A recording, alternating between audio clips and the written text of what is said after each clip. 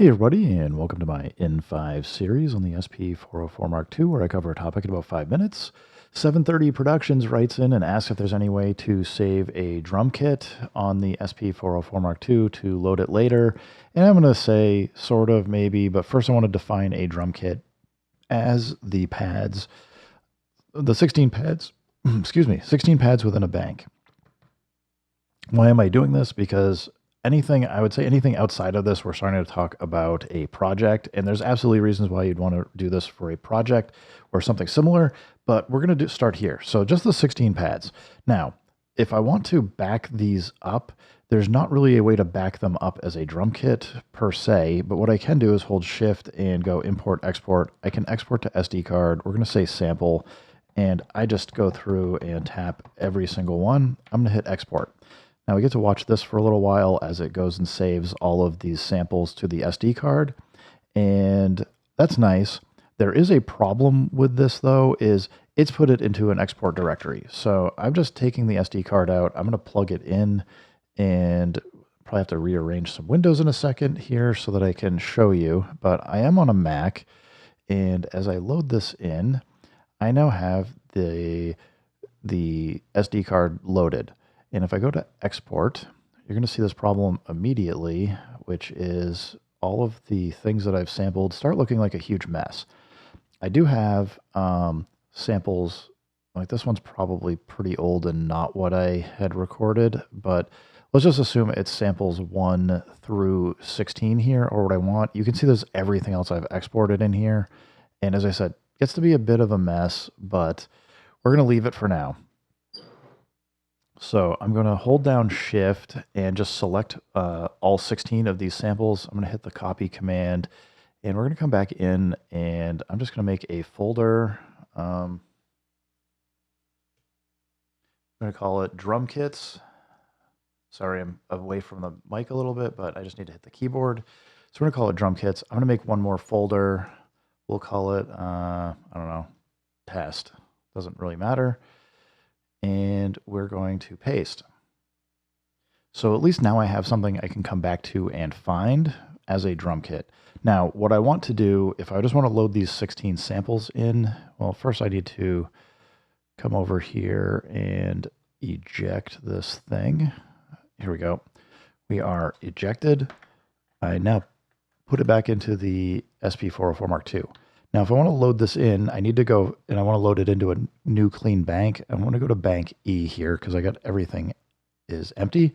Go shift, pad 14 to go import, export. I now want to go import from SD card. I'm going to say sample, and I want to go to drum kits into test. And we can have as many of these folders as we want.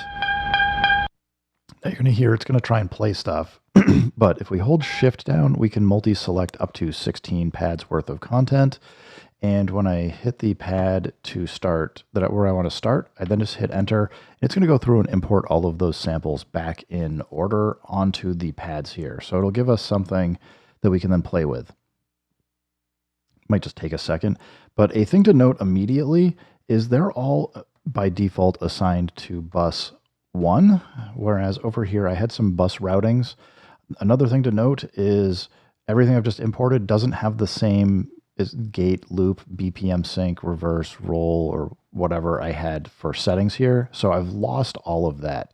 So I would say, you can create a folder on your SD card. You can copy in files similar to this and, just kick in or grab a bunch of kicks, snares, hats, like just different samples.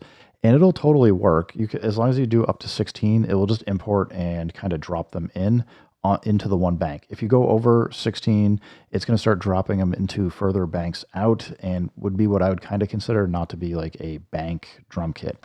Now, a few people in the comments on the question that was asked by 730 Productions, sorry, we're suggesting also exporting the project. You can do the project. The problem with doing a project is it's going to save every single one of your banks. So if you load or if you save, it's going to save all your banks. When you load it in, it's going to replace all of your banks that you have. So I would say it's not quite the the right solution if you're trying to do like discrete 16 pads, like one bank. On the flip side, though, by doing the project method of exporting projects and importing them, it's going to preserve all of your settings that you have for routing and your gate, loop, reverse. Like you can see here, like gate, it's going to save that gate. Whereas over on bank E, well, apparently I changed the order of some of this stuff too, but I don't know. It absolutely does work. So I would say try it out. Go grab your SD card, put some samples in it, load it up. You'll get a sense for how it works. And obviously, you can do Shift and Pad 5 if you want to start exchanging things and moving them around because they're not quite where you want. But yeah, personally, I'd probably use the project method to save if I want to save all that data, metadata. And otherwise, if I just want the samples and I'm going to be messing around with them and doing different things, then just create a folder or do your exports, copy things over, and put them into a folder where you start just organizing just various drum kits. Anyway, thanks for the question, 730 Productions. Everybody, thanks for stopping by. Keep making music, keep having fun. Remember, if it sounds good, it is good. And peace.